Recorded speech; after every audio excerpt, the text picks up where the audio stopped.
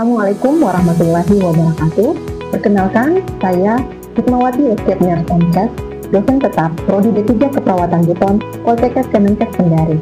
Pada kesempatan kali ini, saya ingin menyampaikan terkait mata kuliah yang saya ampu sesuai dengan bidang keahlian saya, yaitu keperawatan medikal bedah.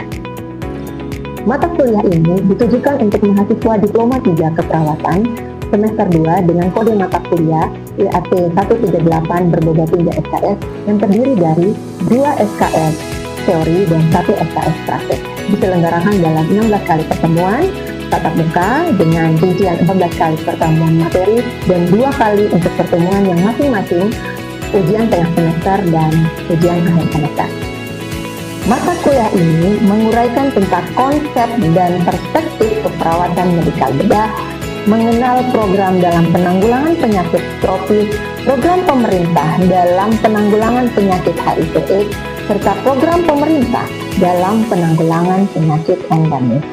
Selain itu, membahas tentang masalah kesehatan yang lazim terjadi pada usia dewasa, baik yang bersifat akut, kronis, maupun gangguan fungsi tubuh dengan berbagai penyebab patologis, seperti gangguan kebutuhan oksigenasi akibat patologi sistem pernapasan dan kardiovaskuler, gangguan kebutuhan cairan akibat patologi sistem perkemihan dan metabolik endokrin, gangguan kebutuhan nutrisi akibat patologi sistem pencernaan dan metabolik endokrin, serta gangguan kebutuhan eliminasi akibat patologi sistem pencernaan dan perkemihan.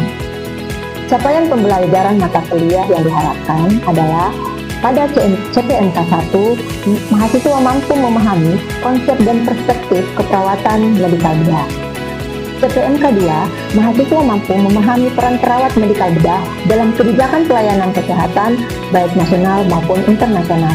CPNK 3, mahasiswa mampu memahami konsep asuhan keperawatan pada pasien dengan penyakit tropis, diantaranya malaria, DHF, tifoid, dan filariasis.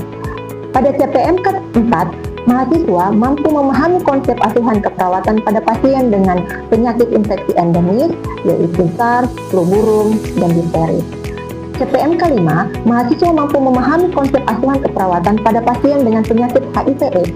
CPNK 6, mahasiswa mampu memahami konsep dan praktik asuhan keperawatan pasien dengan gangguan kebutuhan oksigen patologis sistem pernapasan dan kardiovaskuler, yaitu ISPA, COPD, kor pulmonal, ECG pleura, TB paru, dekompensasi kordis, hipertensi, anemia, gangguan pembuluh darah perifer, dan DHF. Pada CPNK 7, mahasiswa mampu memahami konsep dan praktik asuhan keperawatan pada pasien gangguan kebutuhan cairan, yaitu pielonefritis, glomerulonefritis, nephrotic syndrome, batu saluran kemih, gagal ginjal, dan diabetes. Pada CPNK 8, mahasiswa mampu memahami konsep dan praktik asuhan keperawatan pada pasien dengan gangguan kebutuhan nutrisi patologi sistem pencernaan dan metabolik endokrin, yaitu pada pasien dengan diagnosa ulcus septicum, gastroenteritis, tipes abdominalis, hemoroid, hepatitis, obstruksi intestinal, dan DHA. Dan pada CPNK 9, yaitu mahasiswa mampu memahami konsep dan praktik asuhan keperawatan pada pasien dengan gangguan kebutuhan eliminasi patologis sistem pencernaan dan perkemihan, yaitu pada pasien konstipasi, inkontinensia urin, hipertrofi prostat, batu ginjal, CA ginjal, gagal ginjal, dan CA kolon. Pada mata kuliah ini, metode pembelajaran dilaksanakan secara bertahap dengan kegiatan belajar mengajar, teori, dan praktek laboratorium. Pada teori yang terdiri dari ceramah, diskusi, student-centered learning atau problem-based learning, dan penugasan. Pada praktek laboratorium yang terdiri dari demonstrasi, studi kasus, observasi, dan simulasi. 3 komponen utama dalam proses pembelajaran mata kuliah ini adalah DIA atau Delivery, Interaction, and Assessment. Untuk delivery, saya memberikan materi serta RPS kepada mahasiswa serta melakukan presentasi yang dilakukan secara interaktif secara tatap muka untuk mendukung pemahaman mahasiswa. Interaction pada mata kuliah ini melibatkan komunikasi 2 arah antara dosen dan mahasiswa yang berupa diskusi, tanya jawab, kolaborasi, dan refleksi bersama dosen dan mahasiswa. Pada sistem penilaian atau asesmen dalam mata kuliah ini terdiri dari asesmen formatif dan asesmen sumatif. Pada asesmen formatif, penilaian proses yang saya lakukan melalui kuis, tugas individu dan kelompok, serta penilaian sikap dan keterampilan yang sesuai dengan RPS.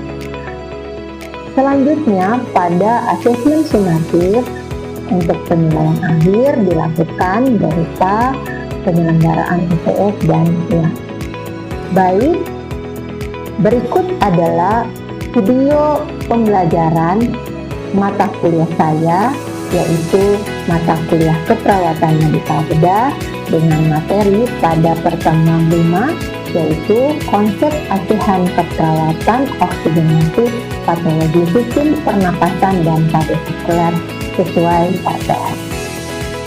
Assalamualaikum.